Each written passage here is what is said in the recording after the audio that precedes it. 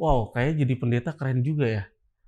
Kuliah S1 teologi ya, terus keluar dari situ kita langsung jadi pendeta.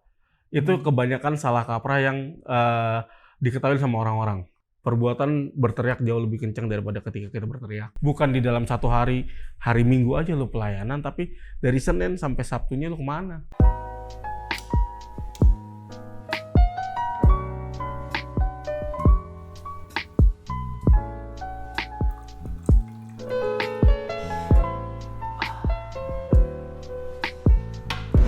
Ngobrolin aja kali. Halo guys, balik lagi di podcast kita di Ngobrolin Aja. Hari ini gua kedatangan tamu yang spesial bisa dibilang, karena dia akan banyak sharing-sharing pengetahuan dia khususnya tentang dunia kerohanian. Jadi kelibet sedikit kan, karena cukup amazed lah. Masih dikasih kesempatan untuk bisa ngobrol-ngobrol di balik kesibukan dia. Langsung aja dia Bung Tommy. Hai, halo semuanya. Halo Bung Tommy. Makasih udah datang loh Bung. Ya, sama-sama. Sempat-sempatin sibuk, masih suasana pandemi ya. Iya. Gimana Bung selama pandemi ini kegiatan-kegiatan? Ya, kegiatan-kegiatan sih ya jujur pasti berkurang jauh banget ya, karena gereja bertransformasi dari yang biasanya kita ibadah sama-sama di gereja jadi harus online. Walaupun sekarang puji Tuhannya sudah mulai banyak yang kembali bisa bergereja bersama-sama di tempat ibadah masing-masing. Oke, sebelum lebih jauh, boleh nggak sih Bung kita berkenalan dulu buat teman-teman di rumah? Mungkin banyak yang belum kenal dan pengen kenal Bung gitu. Biar kan katanya tak kenal maka tak sayang. Iya gak? Boleh kenalin Bung? Oke, halo semuanya, kenalin gua Tommy Saputro. Gua tahun ini 30 tahun. Gua seorang pendeta pembantu di GBI Mandala Utara Tomang. Dan gua sekaligus juga ikut di agensi Vision yang ada di Indonesia ini, bergerak di bisnis insurance. Oke, gitu. Boleh tarik jauh sedikit gak sih Bung? Dulunya ini Bung ini tumbuh dari lingkup keluarga seperti apa? Mungkin alasan-alasan dari kecil kenapa akhirnya jadi sampai sekarang tuh memilih untuk jadi pendeta tepatnya. Jadi dulunya itu Bung mungkin dari keluarga ada yang udah jadi pendeta atau? Oh, enggak sama sekali. Kebetulan orang tua dua-duanya, papa sama mama itu adalah seorang polisi Republik Indonesia. Oh. Dan ya gitu tumbuh besar di lingkungan asrama polisi tadinya. Terus ya, tapi walaupun sebagai polisi Republik Indonesia, kedua orang tua tetap menanamkan nilai-nilai kekristenan dari kecil. Oke. Gitu. Jadi tetap ada doa bareng keluarganya setiap pagi dibangunin walaupun ngantuk-ngantuk. Terus ya tetap ditanamkan nilai-nilai Kristen walaupun itu sebenarnya bukan jadi landasan untuk gua memilih untuk sekolah pendeta. Awalnya mungkin ketika gua pertama kali justru menginjakan kaki di sebuah gereja karismatik. Oke. Dan ya merasakan puji-pujian, terus ngelihat pendetanya berkhotbah, wah jauh beda sama denominasi gue sebelumnya yang GPIB. Oke. Dengan liturgi, dengan susunan ibadah yang begitu tertata, dan pendeta yang berkhotbah dari mimbarnya yang ada jauh di atas. Berubah menjadi gereja yang puji-pujiannya dengan full band, terus dengan pendeta yang berkhotbah dengan gaya khotbah yang lebih dinamis, lebih dalam tanda kutip bisa dibilang lebih keren lah. Okay. Jadi melihat itu, wow kayaknya jadi pendeta keren juga ya. Lu berdiri di atas mimbar, lu yang pegang kontrol, mikrofon ada di lu, lu menyampaikan kebenaran firman Tuhan dan diaminkan sama Seluruh jemaat. seluruh jemaat. Jadi alasan utamanya menjadi pembawa berita lah, berita baik buat orang-orang, ditambah kelihatan keren lah bisa kita bilang ya. Iya, jujur justru kelihatan kerennya itu yang bikin gue mau jadi pendeta. Oh, jadi itu mulainya kurang lebih berarti SMA, SMP. SMP kelas 3 lah. Oke, dari situ kalau jadi pendeta itu sekolahnya SMA atau kuliah aja pas kuliahnya? Kuliah. Kuliah ya. Tapi sebenarnya kalau emang mau dicari sih dari ada yang namanya jenjang SMTK atau sekolah menengah teologi itu juga ada.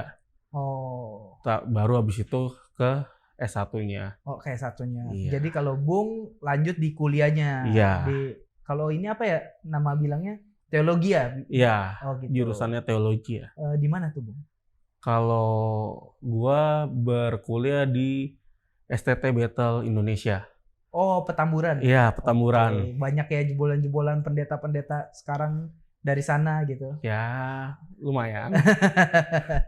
Gimana Bung? Selama belajar kesulitan-kesulitan apa sih yang dirasain? Kalau kita kan ya pasti anak-anak kuliah pada umumnya ya tugas, ya harus inilah buat tesis, buat segala macam. Kalau di pendeta sendiri biasa Kurang lebih sama aja sih sebenarnya. Cuman mata kuliahnya mungkin yang berbeda ya. Yang mungkin nggak pernah kita dengar atau kita tahu sebelumnya. Kayak harus belajar bahasa Yunani, belajar bahasa Ibrani juga, belajar sejarah gereja Indonesia, sejarah gereja dunia. Terus kita ada belajar namanya hermeneutik, ilmu menafsir Alkitab. Ada juga kita belajar homiletik, ilmu bagaimana kita berkhotbah. Ketika kita ada di atas mimbar tuh, kita harus gimana, itu namanya ilmu homiletik. Terus ada ya tafsiran perjanjian lama, tafsiran perjanjian baru, dan musik gereja juga kita belajar. Yang mata kuliah yang sebelumnya nggak pernah gue dengar, dan di situ kita nggak ada belajar yang namanya matematika. Kita belajar cuman ya paling dasar bahasa Indonesia, bahasa Inggris. Tapi sedikit gue potong nih, Bung.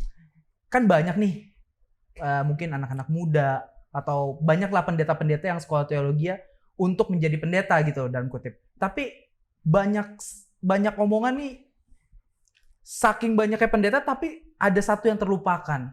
Di sekolah-sekolah negeri itu katanya pelajaran agama Kristen itu diajar oleh bukan orang yang beragama Kristen.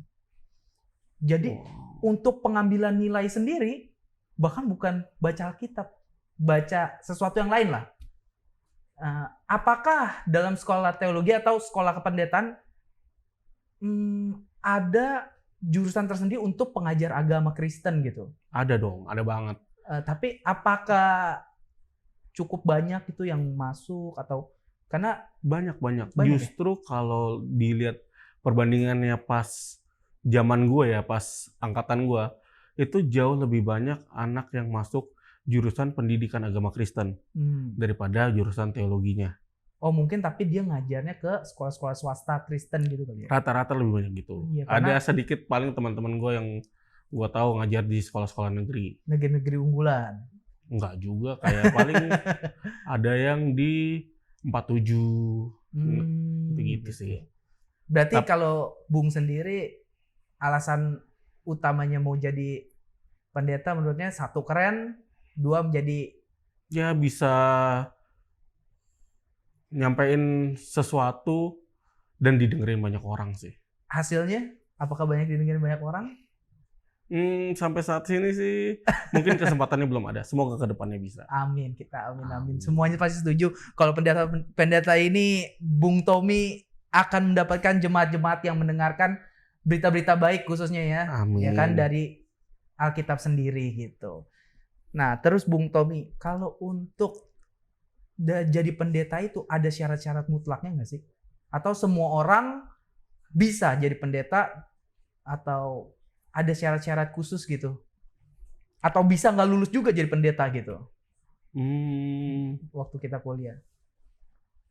Ada juga sih yang nggak menyelesaikan kuliahnya dan ya terpental ke profesi lainnya ada juga. Tapi kalau untuk jadi pendeta sendiri di Indonesia itu kembali ke setiap denominasi gerejanya masing-masing. Syarat dan ketentuannya itu tergantung si gerejanya sebenarnya ya. Nggak menjamin ketika kita kuliah S1 teologi terus keluar dari situ kita langsung jadi pendeta. Itu kebanyakan salah kaprah yang diketahui sama orang-orang selama ini. Ketika kita, lu udah masuk STT berarti ntar lu jadi pendeta. Nggak kayak gitu juga. Ada banyak juga yang nggak jadi pendeta. Justru kadang malah banyak juga yang teman-teman gua lulusan teologi tapi ngajar, jadi dosen segala macam. Jadi nggak melulu lulusan S1 teologi itu jadi pendeta, walaupun idealnya dia harusnya jadi pendeta. Tapi kalau untuk orang-orang yang nggak teologi, apakah bisa jadi pendeta? Dia nggak kuliah, tapi jadi pendeta gitu loh, tanpa pengajaran. Seperti yang tadi gue bilang, itu kembali ke denominasi gerejanya. Mungkin kalau di wilayah-wilayah tertentu yang kayak mungkin di pelosok mungkin kayak gitu kali ya.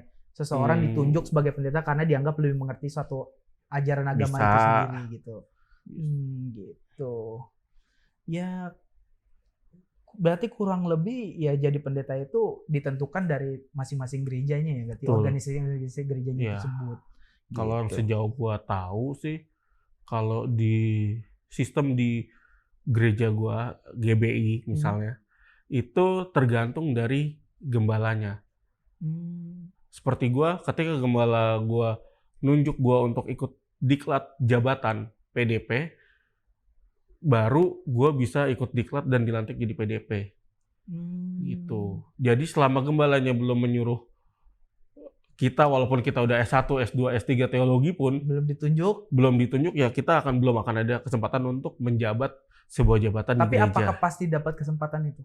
Atau enggak, jangan-jangan ya kalau emang nggak ditunjuk, let's say kita bicaranya negatifnya, kalau gembalanya nggak suka, ya udah lu gua nggak tunjuk, udah lu. Ya. Apa kayak begitu? Maksudnya apa? Ya pasti tetap kita dapat, tapi mungkin ada waktunya, ada sesuatu yang kalau misalkan kita pelajari udah dapat, baru lu boleh masuk gitu, Bung. Kalau untuk saat ini tetap syarat utamanya harus memiliki pengetahuan teologi, entah kita S1 atau kalau di kampus Bethel ada yang namanya SP. Sekolah penginjil. Dia sekolahnya 1 tahun doang untuk biasanya diarahkan untuk menginjil ke pelosok-pelosok ke daerah-daerah. Nah, ketika kita udah itu kita memenuhi syarat untuk mengikuti diklat dan pelantikan. Tapi tetap harus ada surat dari gembala kita. Jadi ya negatifnya atau tanda kutipnya kalau emang gembalanya tidak mau menunjuk sampai kapanpun ya kita nggak akan bisa menjabat. Tapi sih sejauh ini harusnya sih dapat kesempatan. Dapat kesempatan sih. Bung sendiri berarti untuk udah jadi pendeta itu udah berapa lama sih? Baru dilantik jadi PDP 2021 tahun lalu baru dilantik. Buat yang nggak tahu, PDP itu pendeta pendamping berarti. Pendeta pembantu. Tugas-tugasnya itu kurang lebih mirip.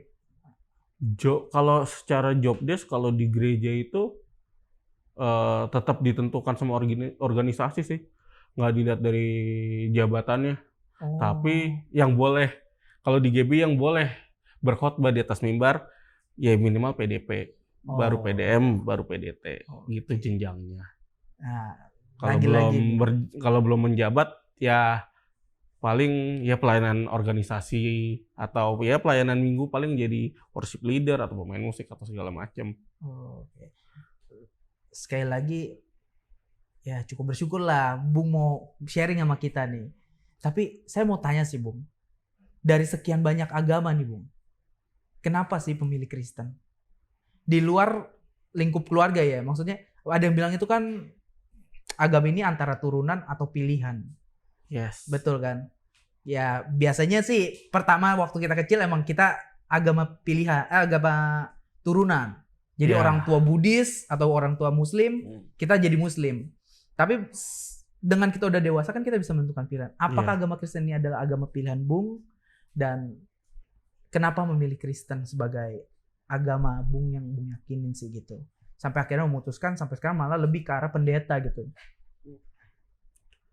Kenapa Kristen? Kalau misalkan secara sejarah Tuhan Yesus nggak turun ke bumi ini dan nggak ada yang namanya agama Kristen, ya mungkin kalau secara manusiawi kita bisa lihat agama, ya mungkin Buddhis lah agama yang paling baik yang kita bisa lihat ya dari ajaran-ajarannya.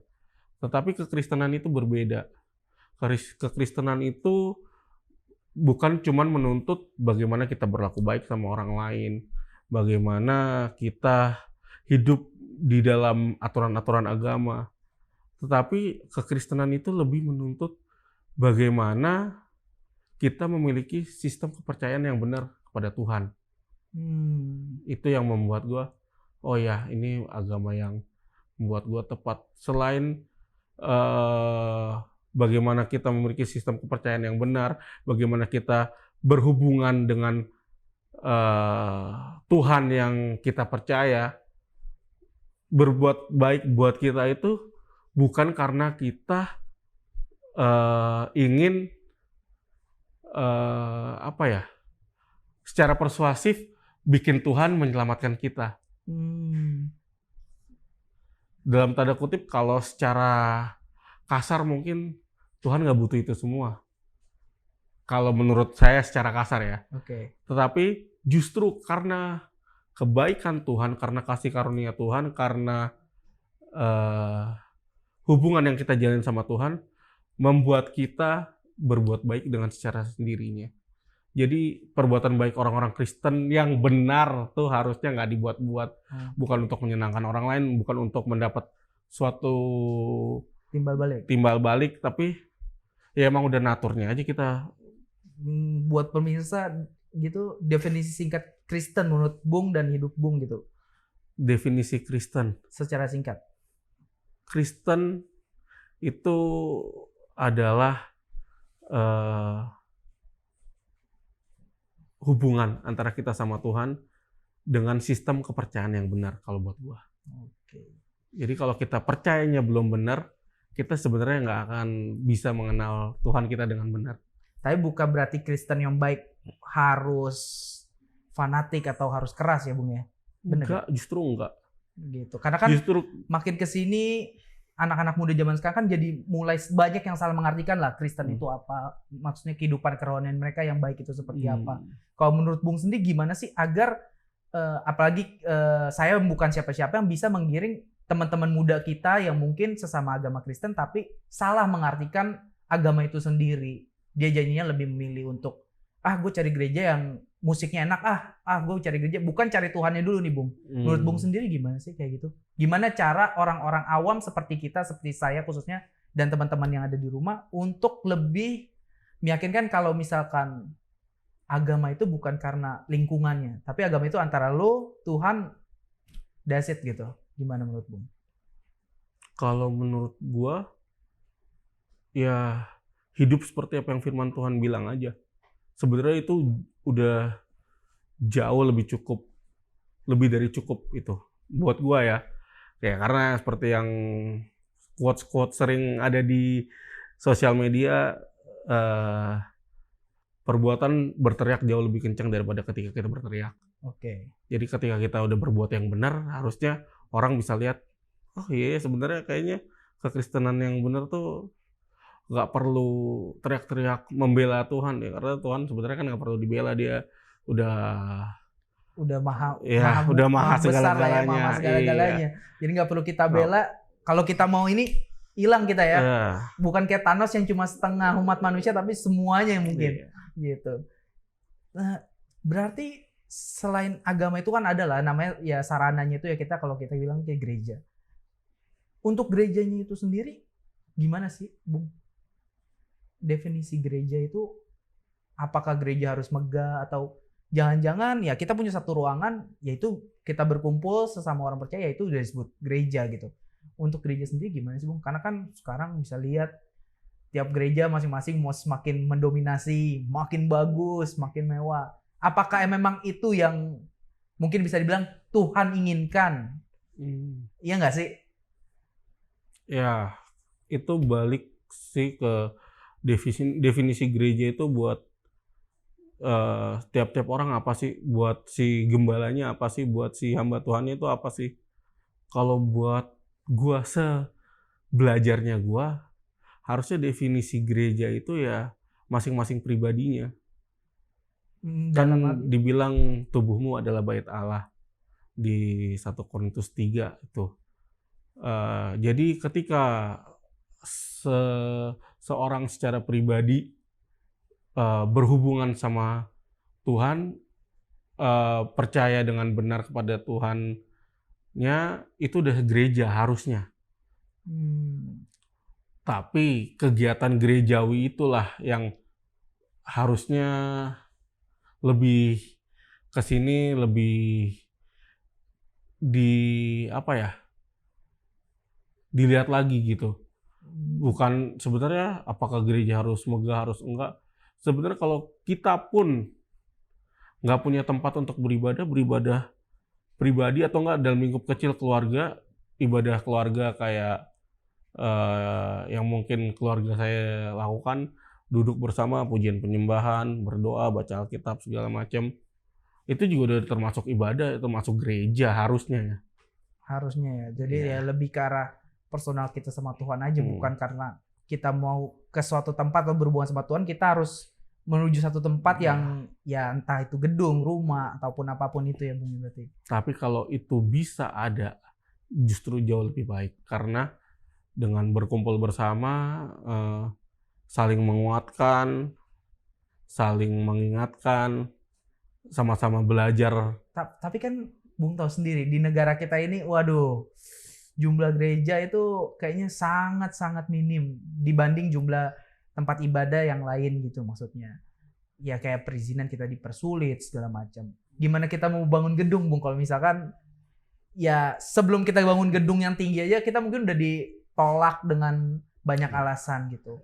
Kalau dari segi organisasi Kristen itu sendiri sih menurut saya atau pembangunan gereja, ada nggak sih upaya-upaya yang udah dibuat ke pemerintah gitu? Kalau upaya harusnya sih pasti udah ada. Nggak mungkin ya seperti yang kita lihat di media sosial dan berita-berita, ketika gereja ditolak, ketika gereja tidak boleh dibangun, pasti dari masyarakat dan jemaat gereja dan pengurus gereja tersebut juga pasti berupaya. Tapi sebenarnya ya balik yang tadi, esensinya kita beribadah itu untuk apa? Apakah kita beribadah harus di gedung gereja, harus dengan ini itu, harus dengan fasilitas ini, fasilitas itu, Pokoknya harus harus sesuatu dengan yang ya sebenarnya kalau kita bisa bilang nggak diperlukan gitu ya Bung. ya Karena ya mungkin nggak, karena itu juga kita nggak terlalu yang gimana berusaha untuk wah harus kalau emang nggak bisa ya udah, yang penting kita udah Iya. upayakan kali gitu ya. iya, yang penting kan bagaimana kita ya tadi. Lalu kalau untuk kayak gitu, how about toleransi gitu? Berarti maksudnya yang kita biasa bicarakan pemerintah khususnya hidup penuh toleransi, Indonesia penuh toleransi.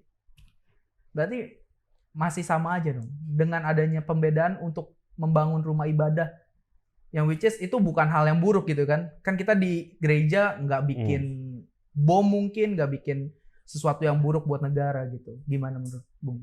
Kalau masalah toleransi sebenarnya Indonesia harusnya kalau dilihat secara dekat ya, contohnya gue di lingkungan gue toleransinya justru cukup dan bahkan sangat baik antara gue dengan teman-teman gue yang mungkin berbeda agama. Dan ya kalaupun kita lihat di berita-berita dan sosial media, ya sebenarnya juga nggak sepenuhnya seluruhnya menolak.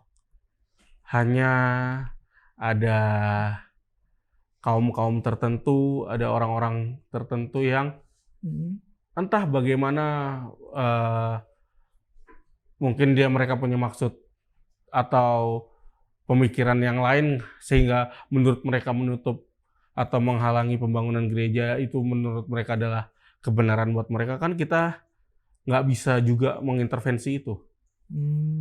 Jadi ya sejauh mana toleransi itu bisa dilakukan ya lakuin aja. Berarti ya toleransi apapun itu mau dari luar atau gimana balik lagi dimulai dari kita berarti ya. Iya. Maupun kita dijahatin ataupun itu ya tetap kita harus toleransi, kita tetap hargain agama orang walaupun orang nggak sebaliknya ke kita gitu. Iya, betul. Gitu.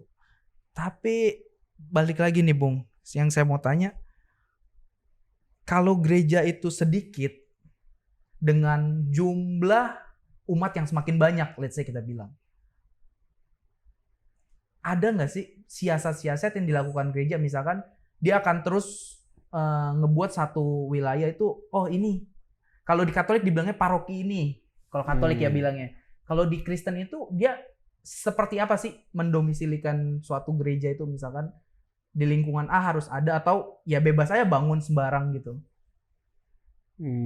Kalau untuk sampai situ gua kurang tahu ya, tapi yang setahu gua kalau di Kristen itu ya memang mungkin terlihat ya bebas lu mau bergereja di mana aja, yang penting lu bertumbuh. Jadi gereja itu kalau di agama Kristen itu dimiliki perorangan, organisasi, atau jangan-jangan negara juga punya gereja yang memang Kristen yang dibuat oleh negara gitu, apa gimana sih Bung? Saya kurang paham. Kalau di Kristen itu ada beberapa denominasi yang gereja itu memang terpusat, kayak gereja GPIB itu dia diatur sama pusatnya, ya mirip-mirip seperti Katolik lah. Itu masih ada ya, misalnya ada di GPIB mana, GPIB mana, GPIB mana, itu masih semuanya masih diatur dari pusat, bahkan sampai ya sama seperti paroki Katolik lah, sampai ayatnya, sampai firman Tuhannya itu semua datang dari pusat. Liturgia lah kita bisa bilang. Jadi semuanya ada susunannya lah ya, nggak bisa diubah. Oke. Iya. Kalau untuk GBI sendiri dia sistemnya otonom. Otonom itu?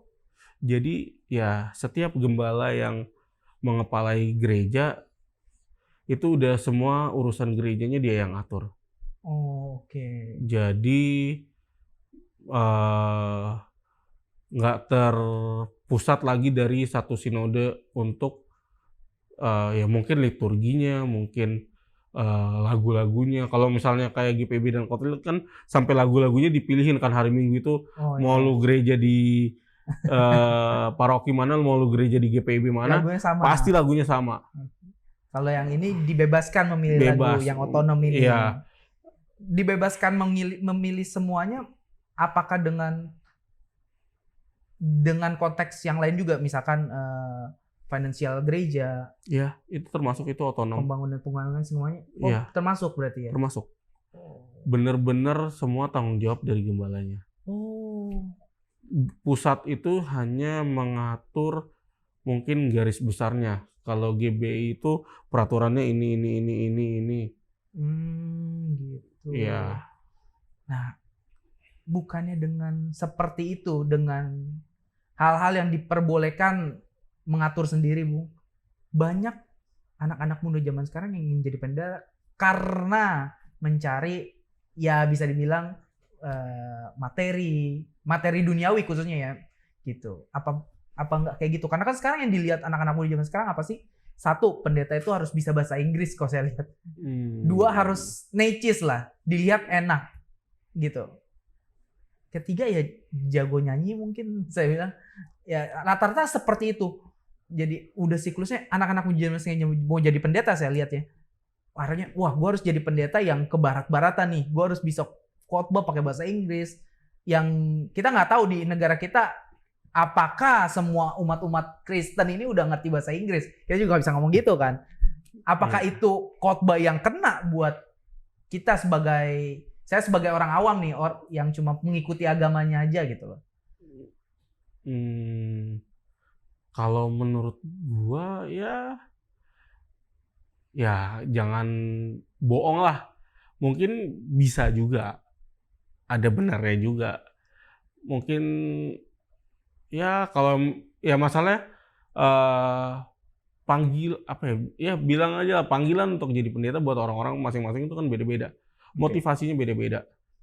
Masalahnya kan kita nggak pernah bisa tahu apa yang ada di pikirannya orang lain. Benar. Kita nggak bisa tahu seseorang, bahkan nggak usah jadi pendeta deh. Seseorang datang ke gereja aja punya motivasi-motivasi Yang berbeda. Benar. berbeda, punya motivasi-motivasinya sendiri. Ada mungkin yang gue gereja di sana, kayaknya di sana banyak cewek cakepnya. Jadi sekalian ke gereja, sekalian siapa tahu dapat jodoh dari Tuhan. Ini pada yang nonton-nonton pernah begitu nih, pada dulunya gitu pasti. Iya. Nah, terus itu yang saya bingung. Lalu apakah dibenarkan atau dosa atau enggak sih, Bung, secara keagamaannya seorang pendeta kaya karena membangun gereja dari from nothing, wah jadi berkelimpahan gitu loh. Apakah itu dosa atau enggak? Dosa atau enggak itu sebenarnya ranahnya Tuhan ya. Jadi kita nggak baik bisa baik atau benarnya lah. Oke, kalau dosa mungkin terlalu jauh karena itu Tuhan yang tahu gitu. Tapi kalau baik atau enggak, ya menurut Bung sendiri lah sebagai pendeta. Atau jangan-jangan Bung lagi menyiapkan skema-skema untuk membangun gereja-gereja besar. Baik atau enggak, sebenarnya tetap ya tadi tergantung motivasinya. Dia bisa memanage dengan baik sehingga dia bisa memenuhi semua kebutuhannya dari dia bergereja, membangun gereja. Tapi motivasi awalnya adalah ya pokoknya yang di depannya tetap harus pelayanannya benar, pengajarannya benar. Kita harus tetap menjaga kekudusan, kita harus tetap balik lagi ke firman Tuhan. Tapi di balik itu karena pengelolaan manajemen yang baik, dia bisa bertumbuh secara finansial juga. Menurut gue sih itu sih fine-fine aja, baik-baik aja. Kecuali dari awal, pokoknya gue bangun gereja supaya gue cuan. Ntar nih gereja gue franchise-in. Misalnya, gue nggak bilang ada gereja yang di franchise-in ya. Iya bener sih. Walaupun sepertinya ada tapi kayaknya. Wah nggak tahu. Tapi maksudnya gini loh. Ya itu kan berarti yang dikelola itu uang persembahan. Iya. Pastinya dong. Bukan. Betul. Ya kan sponsor itu kan juga masuk aja persembahan ya. Betul. Gitu. Tapi kan apakah kita sebagai jemaat wajib tahu gitu loh, Bung? Jujur kalau gue, oke, gue kasih persembahan, tapi tahu-tahu ibu atau bapak gembala tiba-tiba besok beli mobil baru, atau besok dia jalan-jalan sekeluarga keliling Eropa misalkan. Let's say, wah, ini uang persembahan kita orang nih, kok dipakai buat sesuatu yang nggak ada kepentingannya buat gereja gitu. Oke, kalau lu bilang lu bangun gereja, oke. Tapi kalau dipakai buat pribadi kan, atau emang ya bapak gembala, ibu gembala, pendeta semua itu digaji dari satu gereja gitu. Kalau di GBI ya setahu gua, seluruh uang persembahan, perpuluhan segala macam itu memang diatur gereja untuk menghidupi gereja. Entah itu untuk ya menggaji orang-orang yang bekerja di organisasinya, untuk memberi PK hamba Tuhannya, untuk ya kehidupan sehari-hari gembalanya, itu dibolehkan di GBI ya. Tapi nggak juga jor-joran dibuat ke itu. Tapi harus dilihat bagaimana porsinya yang baik sehingga gereja ini tetap bertumbuh nih. Walaupun ada mungkin sekian persen yang memang mau nggak mau harus dipakai buat kehidupan orang-orang yang juga menyokong pelayanan di gereja tersebut. Ada nggak sih website atau sesuatu data gitu yang transparan yang bisa kita akses sebagai, ya contoh lah misalkan saya umat GBI lah ya. Hmm. Saya bisa lihat nih, oh ternyata uang ini digunakan untuk sekian atau memang ada strukturnya uang ini dilarikan kemana? Ada nggak sih Bung sebenarnya? Atau ya Itu balik lagi ke gereja masing-masing. mm, Ketika gue kuliah, gue pernah praktek di GBI di Bekasi. oke. Itu gembalanya menerapkan itu sistem transparansi. Ketika jemaatnya memberikan persembahan atau perpuluhan segala macam, itu di print tuh masuknya berapa, ditempel di mading gereja. Oke. Terus kalau misalnya gerejanya melakukan suatu kegiatan atau apapun tuh di print juga tuh. Ini pengeluaran gereja tuh buat ini loh. Tapi ada juga gereja yang nggak menampilkan itu. Jadi ya karena memang di peraturannya itu adalah hak dari si gembala untuk menampilkan atau tidak menampilkan, ya semua balik lagi ke gerejanya masing-masing. Kalau emang dia mau, ya munculin aja. Bahkan di yang Bekasi itu sampai pendetanya beli pulsa aja dimasukin ke pengeluaran gereja. Jadi benar-benar Iya. transparan yang kita bisa bilang.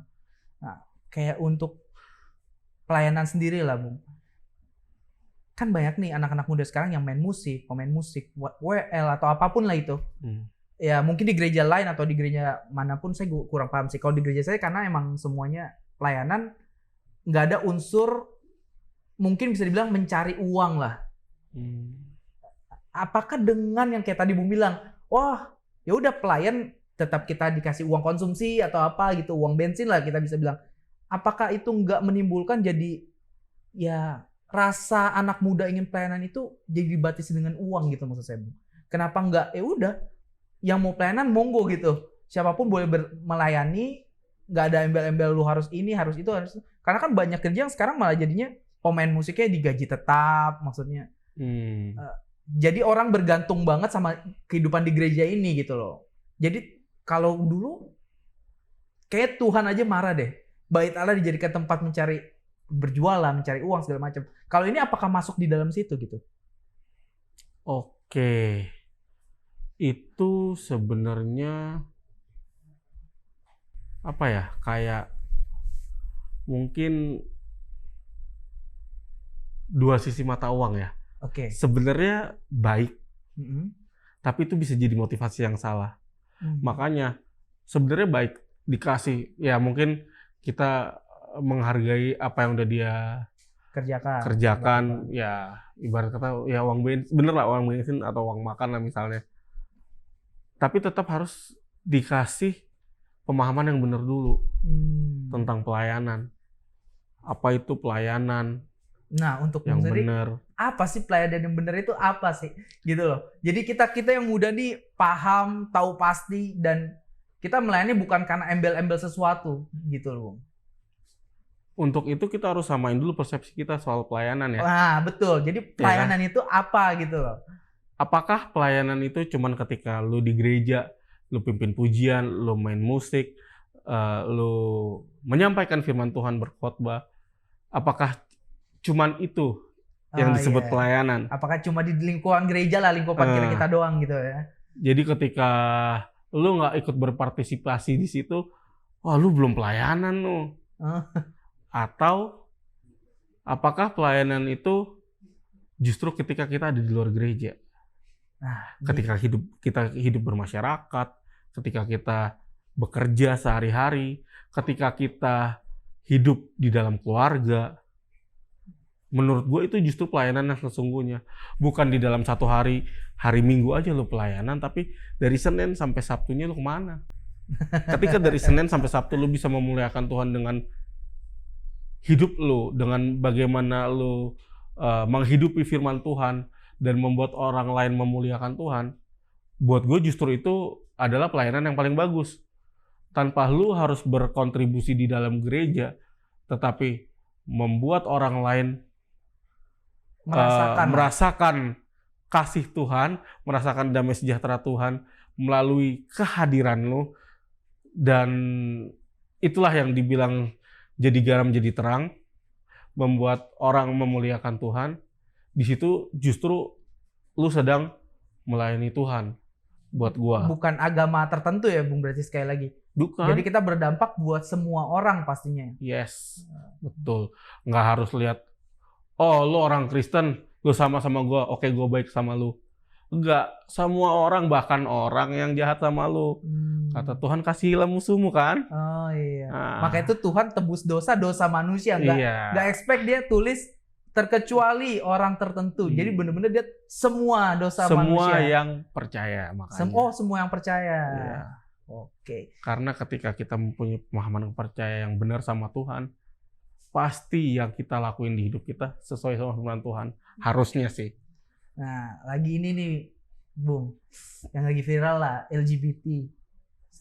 Ya, nggak sedikit juga loh yang banyak ya umat-umat Kristiani yang mungkin bisa dibilang menyimpang lah perlakuannya. Mungkin Bung bisa lah kasih sedikit pesan-pesan atau mungkin banyak yang belum tahu itu pun tertulis dalam ayat gitu loh. Dalam firman Tuhan tuh emang LGBT itu nggak dibenarkan gitu loh. Gimana Bung menurut Bung? Menurut gua penyimpangan seksual kayak LGBT itu sebenarnya kan perilaku sosial ya. Bukan masalah lu punya kepercayaan apa. Tapi memang itu sebenarnya nggak dibenarkan ya. Tuhan jelas-jelas di Alkitab bikin laki-laki dan perempuan, that's it. Jadi ya, tapi kita nggak boleh ngejauhin orangnya, menurut gua ya. Paham. Perilakunya boleh kita bimbing ke arah yang Iya. benar. Tapi orangnya bukan berarti kita asingkan ya. Iya, bukan kita kucilkan, bukan kita asingkan, tapi Benar. sebisa mungkin kita mengembalikan dia ke natur yang seharusnya. Tapi balik lagi dengan konsep kasih lah, Bung. Maksud saya. Hmm. Apakah pribadi-pribadi yang LGBT tidak memiliki kasih? Apakah dengan kita melarang mereka kan jadi nggak bahagia? Apakah itu hal yang baik buat kehidupan mereka, buat kehidupan kita sebagai orang yang ngasih tau, oh lu nggak bener nih, lu nggak ini, lu jangan ini, lu mendingan balik lagi nih, lu suka sama misalkan cewek sama cewek, lu suka lagi sama cowok, atau sebaliknya cowok harus suka sama cewek. Kita kan merebut kesenangan dia tuh, Bung. Ah, gitu loh maksudnya. Gimana sih? Kita merebut kesenangan dia. Iya dong. Misalkan saya udah sukanya sama binatang, saya nggak mau menikah, let's say. Oh salah tuh, saya tahu. Tapi itu yang saya senangi, itu yang saya cintai. Saya suka sama dia. Dan saya jadi pribadi yang lebih baik karena mengenal anjing inilah, sosok anjing ini gitu loh. Gimana kalau kayak gitu, Bung? Pribadi yang lebih baik, yakin. Betul. Ya nggak tahu. Bisa aja misalkan kalau saya nggak suka sama anjing, saya jadi ya bergajulan, mungkin mabuk-mabukan ini. Tapi dengan saya ada anjing gitu, saya jadi ngurusin dia atau apa, jadi lebih yang baik gitu kan kesannya. Kan itu kesannya doang. Batas begajulan, batas baik kan semua normatif dari manusia. Apakah ketika lu karena mungkin ada anjing yang lu sayangi, lu itu kan sebenarnya kayak karena ada objek yang gue sayangi nih, anjing ini, ya mau nggak mau karena fokus lu ke sini, lu lupa apa yang kejahatan-kejahatan yang lu biasa lakuin. Itu kan cuma perpindahan fokus aja, ya kan? Tapi jadi lebih baik, enggak? Sementara, tetap bakal sementara. Ketika fokus lu akan beralih lagi, sebenarnya lu akan tetap jadi pribadi yang sama aja, karena itu bukan dalam tanda kutip kebahagiaannya sesungguhnya. Itu kan kebahagiaan yang lu cari. Pelarian lah ya. Pelarian. Jadi bisa dibilang berarti ya LGBT itu nggak dibenerin. Tapi bukan karena nggak bener, orangnya pun kita judge nggak bener. Iya. Kita harus malah rangkul. Justru kalau bisa kita bawa dia kembali ke kebenaran. Ya tentunya tetap sebisa kita, dan nggak bisa lu langsung tuding gitu aja. Oh lu nggak bener, lu jangan ini. Ayo lu ikut sama gua langsung jadi bener. Enggak, tetap harus ada prosesnya.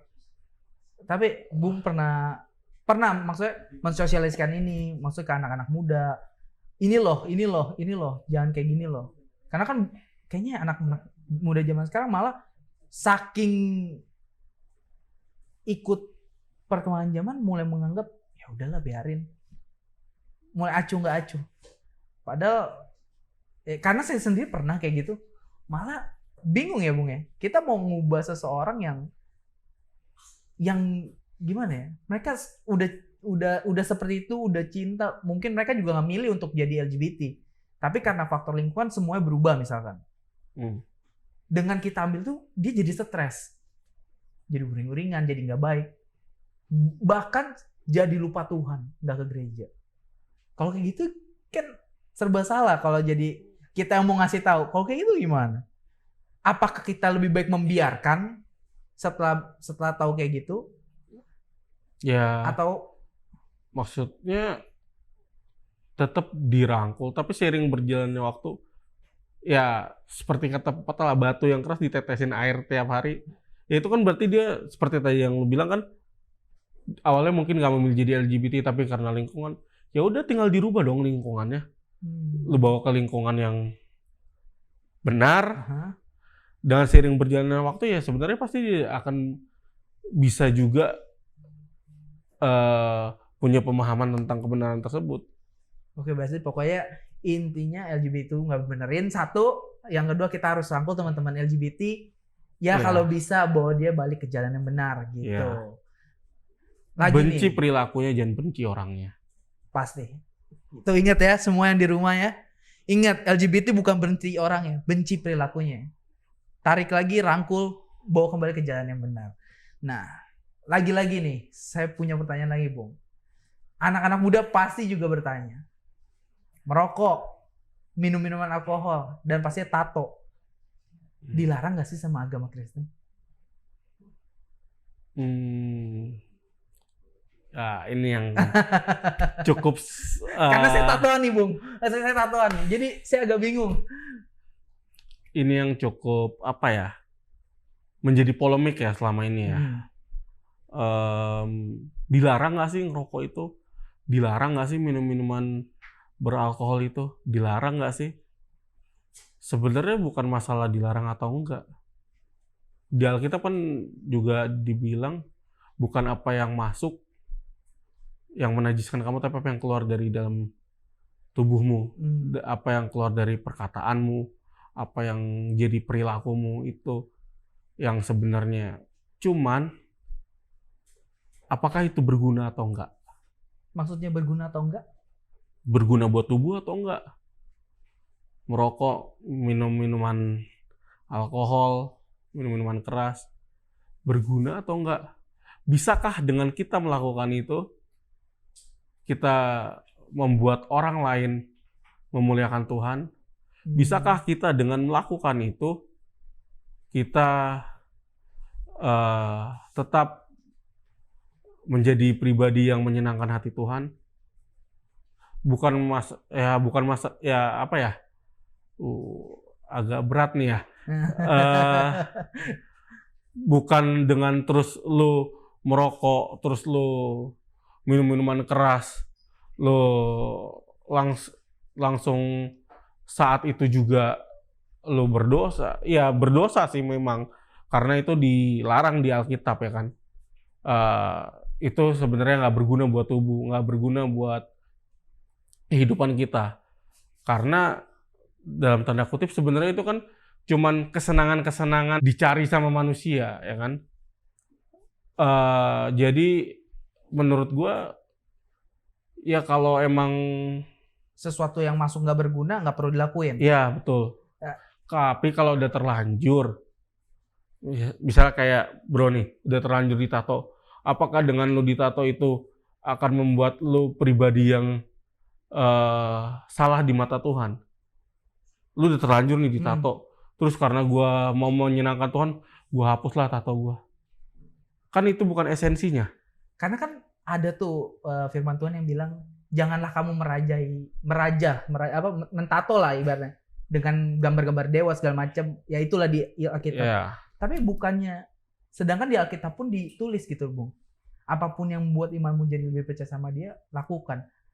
Jujur saya semenjak saya tatoan, Bung, saya lebih berani mengungkapkan diri saya ini Kristen. Dimanapun. Di depan orang-orang yang berbeda agama khususnya. Karena dulu begitu saya culun, saya kayak lebih yang kayak, duh, nanti gue dipalak lagi, gue nanti ini. Tapi dengan gue yang rupanya seperti ini, apalagi kalau saya dengan konsep gini Bung, tubuh kita ini adalah bait Allah. Kalau saya punya bait Allah itu kan rumah. Kalau saya punya rumah, saya mau didekorasi lah. Semakin cantik, semakin baik, saya semakin pede punya nih rumah. Nah ini yang saya lakukan menurut saya. Dengan saya bertato, saya merasa iman saya terhadap Tuhan jauh lebih baik. Gimana kalau kayak gitu, Bung? Menurut gue itu salah. Kenapa? Harusnya membuat iman lu lebih baik sama Tuhan itu bukan karena tatonya, tapi emang karena pribadi lu butuh Tuhan dan pribadi lu sadar betul gua yang nggak layak ini dilayakkan sama Tuhan, diselamatkan dengan cara dia sendiri merelakan dan taat sampai di kayu salib. Harusnya itu yang membuat iman lu lebih bertumbuh. Harusnya lu mendengarkan firman Tuhan, lu melakukan firman Tuhan dalam hidup lu, itu yang membuat iman lu bertumbuh. Bukan karena ketika gue punya tato, gue jadi lebih dekat sama Tuhan. Lu punya tato ataupun lu nggak punya tato, harusnya lu lebih dekat sama Tuhan. Betul. Kalau untuk kedekatan tetap dekat. Pelayanan tetap pelayanan sebelum punya tato. Tapi ini masalah, ya itu yang saya bilang tadi. Dengan kita lingkup yang toleransinya kurang, ya sering lah gitu loh dianggap, oh lu ini ya. Lu agama ini ya, lu agama Terus, kenapa? Apakah lu harus punya tato dulu baru bisa mengakui Tuhan Yesus Kristus di hadapan orang? Tuhan Yesus bilang, kalau lu malu mengakui gua malu mengakui lu di depan Bapa. Harusnya enggak. Iya, tapi kalaupun memang kita sudah punya tato, tapi tetaplah hidup kita kalau bisa. Masalahnya kan bukan karena tato lu, bukan karena merokok, minum-minuman. Bukan itu yang sebenarnya jadi tolak ukur berbuat baik. Tolak ukur lu bertuhan. Tapi ketika lu bertuhan, harusnya lu sadar betul kalau itu tuh nggak berguna, ngapain gue lakuin. Gitu. Jadi bukan karena ini dilarang sama Tuhan, gue nggak mau ngelakuin Tapi karena lu sadar betul, oh gue ini pribadi yang udah diselamatkan sama Tuhan. Kasih karunia Tuhan begitu besar buat gue. Ngapain lagi gue menyia-nyiakan hidup gue dengan melakukan hal yang tidak berguna. Tapi kalau bisa dengan gue apa adanya, gue buat orang lain merasakan kasih Tuhan. Gue buat orang lain bisa percaya, oh iya, ini orang hidupnya benar. Tapi dia tetap bisa menjaga kekudusannya. Dia tetap bisa menjaga apa yang Tuhan percayakan sama dia. Berarti dia, orang lain akan lihat, wah iya ya, ternyata ketika kita percaya dengan Tuhan, dengan cara yang benar, kita bisa punya hidup yang diberkati, kita bisa bahagia tanpa embel-embel apapun, kita bisa punya damai sejahtera dari Tuhan. Itu sebenarnya yang lebih penting. Berarti bisa ditangkap, ya kalau yang udah merokok atau minum, ya udah kalau bisa berhenti lah, ya. Karena itu nggak berguna lah, gitu ya. Tapi kalau untuk yang kayak masalah tato itu, ya mau gimana udah terjadi, yang penting hidup dengan jalan yang lebih baik, lebih benar. Lu hapus pun itu kan nggak membuat iman lu jadi mundur, nggak membuat Tuhan jadi memandang lu, ini orang tatoan paling begajulan nih. Iya, paling hidupnya nggak bener nih.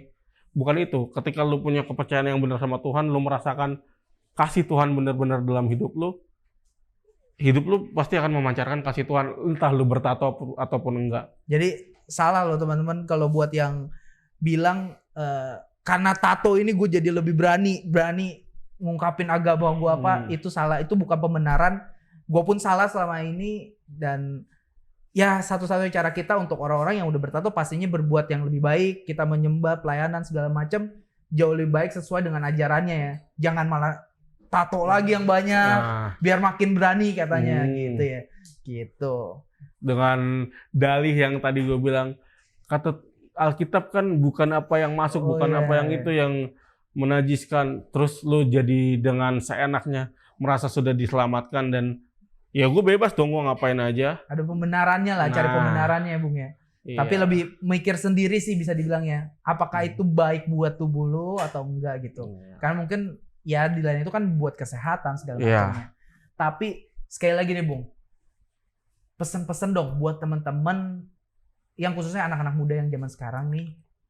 yang lagi merintis atau belajar teologi, ingin jadi pendeta mungkin, ingin jadi guru agama, boleh dong pesan-pesan buat teman-teman di sana, apalagi mungkin yang satu alma mater nantinya.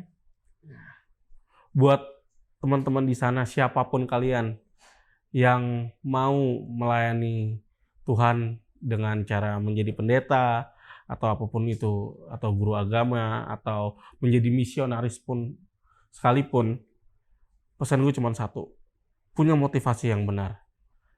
Karena ketika motivasi kita yang benar, pasti Tuhan bimbing kita gimana jalannya. Ya, karena kita percaya Tuhan pasti memenuhi segala kebutuhan kita, bukan segala keinginan kita. Jadi ketika motivasimu benar, pasti pelayanannya akan diberikan jalannya sama Tuhan. Lagi, Bung, satu ayat andalan yang bisa di-share buat Satu ayat andalan, Roma 8:28. Allah turut bekerja dalam segala hal untuk mendatangkan kebaikan buat kita semua. Jadi segitu aja teman-teman semua buat yang nonton podcast hari ini. Pendeta kita Bung Tommy, semoga karirnya terus sebagai pendeta akan semakin dilancarkan. Amin. Pelayanannya pun akan semakin luas, semakin Amin. banyak memberkati banyak orang, Amin. membawa berita baik buat kita semua. Dan teman-teman, seperti yang kata Bung bilang tadi ya, Allah selalu ada di dalam kehidupan kita, segala sesuatunya pasti akan lebih baik. Segitu aja, tetap bermanfaat bagi orang banyak, lakukan yang terbaik buat negara dan pastinya Tuhan dan sekitar. Oke, segitu aja dari kami. Saya Angga dan Bung Tommy mungkin sign out. Terima kasih.